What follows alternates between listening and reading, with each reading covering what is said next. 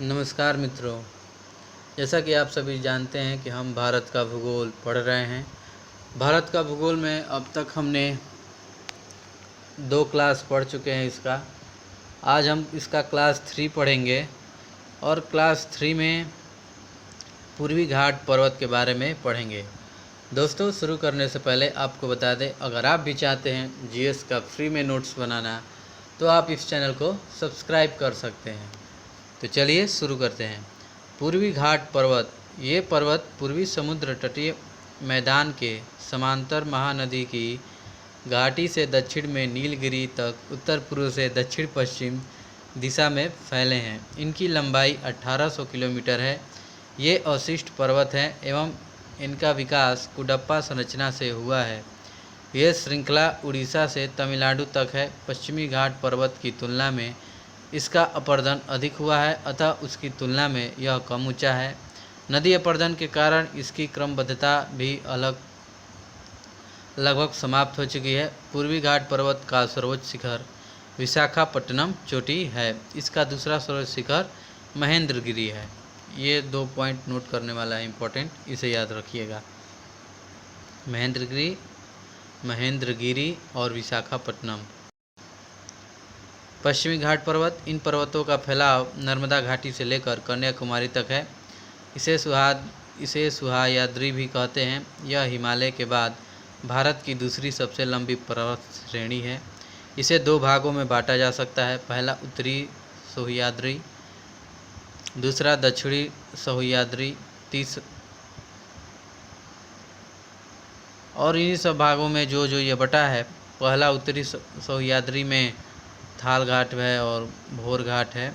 इसके बारे में सब बताया गया है। ये सब अंदर वाली बात है, यानी जब इस चीज़ को आप पढ़ेंगे, गहराई से समझेंगे, तब आप इन बातों को लिख पाएंगे। तो आप इसे पढ़िए और समझिए। दक्षिण सह्याद्री क्या होता है? उत्तरी और दक्षिणी सह्याद्री की विभाजक रेखा 16 डिग्री उत्तरी अक्षांश है। यह गोवा से गुजरती है। दक्षिणी सह्याद्री का सर्वोच्च शिखर कुडेमुख है। दक्षिणी सह्याद्री का निर्माण अकीरियन चट्टानों से हुआ है। अब आइए तटीय मैदान का द्वीप। तटीय मैदान, यह पश्चिमी तटीय मैदान और पूर्वी तटीय मैदान 2 भागों में बटा है। तटीय मैदान, पश्चिमी तटीय मैदान में गुजरात का मैदान, कोंकण तट का, कर्नाटक का, मालाबार का, इन सब के बारे में बताया गया है। और पश्चिमी तटीय मैदान, इस मैदान का विस्तार सूरत से कन्याकुमारी, खंभात की खाड़ी से कुमारी अंतरीप तक, अरब सागर के तट और पश्चिमी घाट के बीच फैले हैं। पश्चिमी तटीय मैदान की अधिकतम चौड़ाई गुजरात में नर्मदा एवं तापी के मुहाने के करीब 80 किलोमीटर है। पश्चिमी तटीय मैदान में बहने वाली नदियाँ छोटी एवं तीव्रगामी होती हैं। समझ गए? इसका होता है गुजरात का मैदान, जो कि गुजरात का तटवर्ती क्षेत्र है यह। और गुजरात का मैदान कैसा है? यह सौराष्ट्र से सूरत तक का विस्तृत है। इसका ढाल पश्चिम तथा दक्षिण पश्चिम की ओर है। इसकी भीतरी क्षेत्र यह कांप मिट्टी के कारण उपजाऊ है, किंतु तटीय क्षेत्रों में ज्वार का जल भरने रहने से नमकीन दलदल अधिक पाए जाते हैं। अधिक दलदल गुजरात का मैदान में है, नमकीन वाले दलदल अधिक पाए जाते हैं। कोंकण का तटीय मैदान, यह दमन से लेकर गोना तक फैला हुआ है। इस मैदान का वर्षा अधिक होती है। यह काफ़ी उपजाऊ है, अतः यहाँ आम, नारियल, चावल अधिक पैदा होते हैं, जो कि थाल घाट एवं भोर घाट के दर्रे क्रमशः मुंबई एवं गोवा के दक्षिण पूर्व में स्थित हैं। इस मैदान में बहने वाली नदियों का उत्तर से दक्षिण की ओर क्रम पिंजल, बसाक, लोंगवाना, गुजवारी है। बच्चों, जो भूगोल में ऐसे जो कठिन कठिन शब्द हैं जैसे दर्रे, तो आपके मन में सवाल, आखिर दर्रे क्या होते हैं? बच्चों, जितने भी भूगोल के बेसिक चीज़ हैं जो आपको जानकारी रहना चाहिए, मैंने वो हर एक चीज़ एक अलग से जियोग्राफी का वीडियो बनाया है। वो कम 6 या 7 वीडियो होंगे लगभग। उसी के करीब में मैंने भूगोल का एक बहुत ही कॉन्सेप्ट समझाया है आपको अच्छे से, इसमें भूगोल में बच्चों को एक बेसिक लाइन मतलब एक बेसिक परिभाषा हर एक चीज़ हर एक बारे में सब कुछ जानकारी हो जाए। तो अगर आपको कहीं भी कुछ अगर दिक्कत आ रही है इसमें कोई बात को समझने में, तो वो भूगोल का जो मैंने वो वीडियो 3-4 महीने पुराना है, वो मैंने डाला हुआ है उस पर अब मेरे अपने चैनल पर।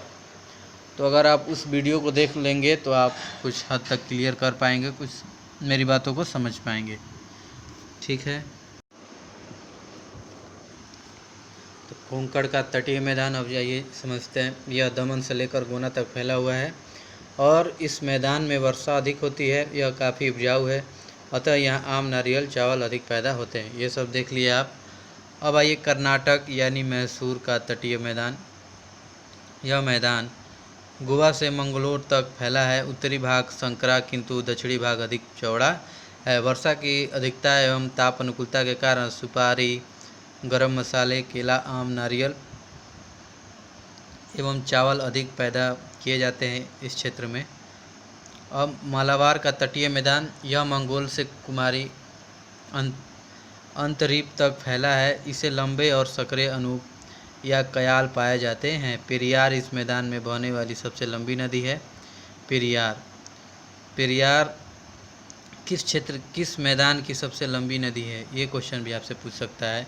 तो मालाबार का तटीय मैदान की सबसे लंबी नदी पेरियार नदी है।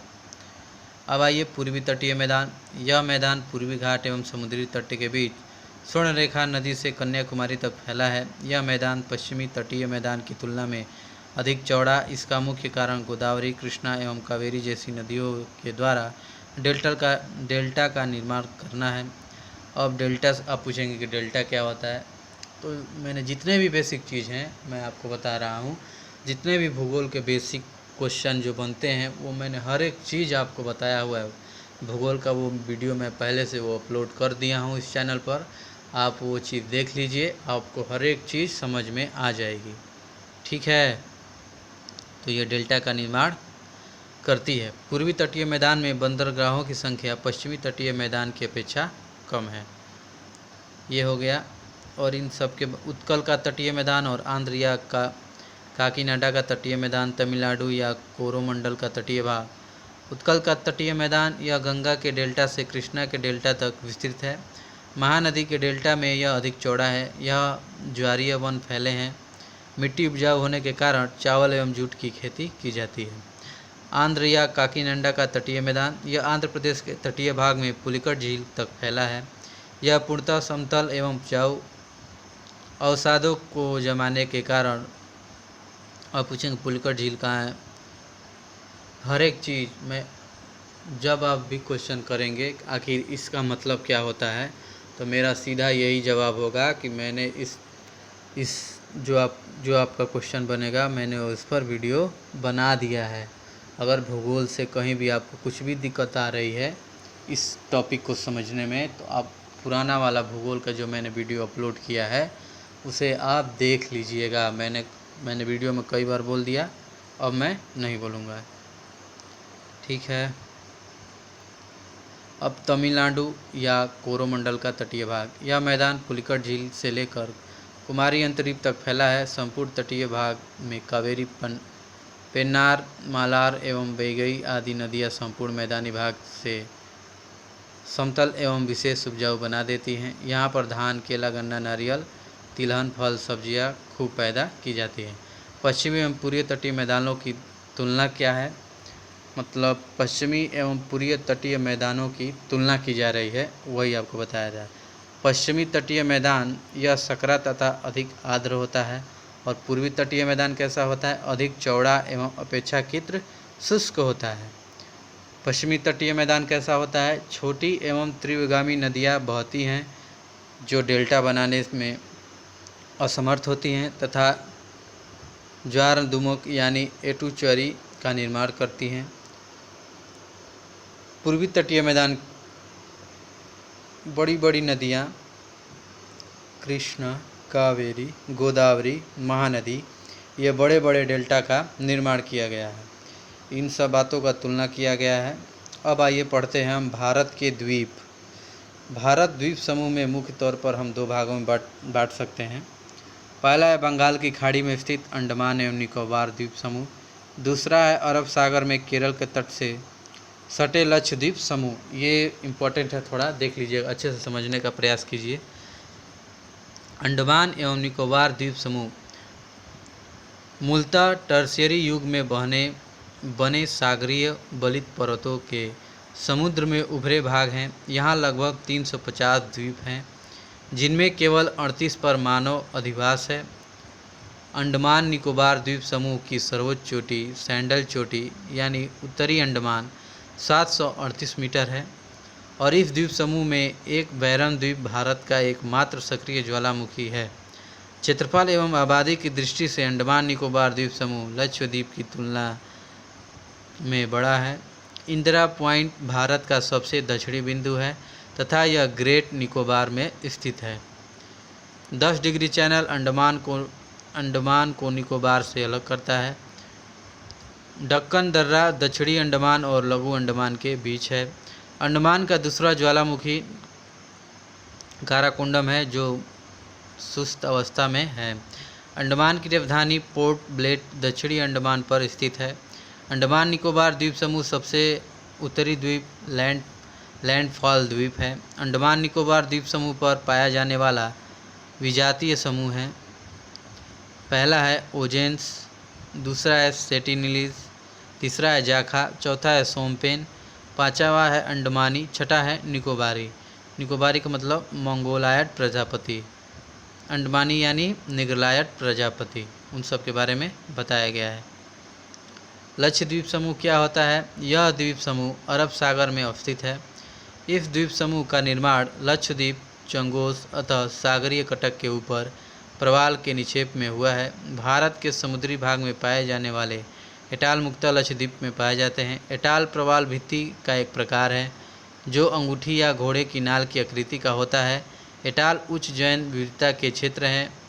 द्वीपों के चारों ओर प्रवाल भित्तियाँ पाई जाती हैं जिन पर नारियल के वृक्ष हैं। लक्षद्वीप समूह के अंतर्गत 36 द्वीप हैं जिनमें 10 पर मानव अधिवास है। कावरती लक्षद्वीप की राजधानी है। लक्षद्वीप की राजधानी कहाँ है? कावरती। अगाती यहाँ का एकमात्र द्वीप है जहाँ हवाई अड्डा है। ये पूछता है लक्षद्वीप की राजधानी कहाँ है? कावरती। एट्रोड लक्षद्वीप समूह का सबसे बड़ा द्वीप है। नारियल यहाँ का एकमात्र कृषि उत्पाद है।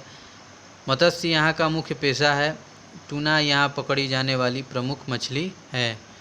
वहाँ पर एक टूना मछली पाई जाती है। जैसे मछलियों में भी कई प्रजाति होती है, वहाँ पर एक टूना नाम की एक मछली पाई जाती है अधिक मात्रा में। यहाँ स्थित पिट्टी द्वीप में पक्षी अभयारण्य घोषित किया गया है। यहाँ की लगभग 94% जनसंख्या मुस्लिम धर्मावलंबी है जो सुन्नी संप्रदाय से संबंध रखती है। यहाँ मिनी निकाय द्वीप को छोड़कर सभी द्वीपों पर मलयालम भाषा बोली जाती है। मिनी निकाय में महल भाषा बोली जाती है। महल भाषा मूलतः मालदीव की भाषा है।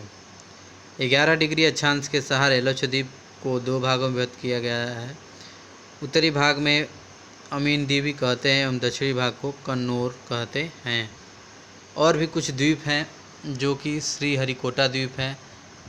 यह पुलिकट झील के अग्रभाग में अवस्थित है। यह प्रवाल निर्मित द्वीप है। पवन द्वीप यह पन्नार की खाड़ी में भारत की और श्रीलंका के बीच स्थित है। यह आदम ब्रिज का भाग है। न्यू मूर द्वीप यह द्वीप बंगाल की खाड़ी में बांग्लादेश तथा भारत की सीमा पर अवस्थित है। दोनों देशों के बीच इस पर अधिकार से लेकर विवाद बना हुआ है। गंगा के मुहाने पर मलबों के निक्षेप से बना यह अति नवीन द्वीप है। व्हीलर द्वीप यह द्वीप महानदी ब्राह्मणी के मुहाने पर स्थित है। दोस्तों, अब मिलेंगे नेक्स्ट वीडियो में, तब तक आप अपनी तैयारी शुरू रखें। जाने से पहले आपको बता दें कि बिहार जो मैं BSSC के थ्रू भर्ती 11,000 कुछ पदों पर भर्ती आ गई है। 12th पास मांगा है। अगर आपने 12th पास कर लिया है, आपकी उम्र 18 साल हो गई है, तो आप उस फॉर्म को भर सकते हैं। अगर ज़्यादा कुछ जानकारी इस पर चाहते हैं तो मैंने इस पर एक वीडियो बनाया है, आप उसे देख सकते हैं। बिहार SSC के थ्रू एक वैकेंसी आई है, फार्म भरना शुरू हो गए हैं, तो आप अपना अगर आप अप्लाई करना चाहें तो कर सकते हैं। स्पेशली ये बिहार के लिए ही भर्ती है, अन्य स्टेट के भी लड़के भर सकते हैं, जनरल में वो काउंट होंगे। ठीक है, ज़्यादा विस्तृत जानकारी के लिए मैंने एक वीडियो बना लिया है, आप उस वीडियो को देख सकते हैं। चलिए अब मिलते हैं नेक्स्ट वीडियो में। जय हिंद, जय भारत।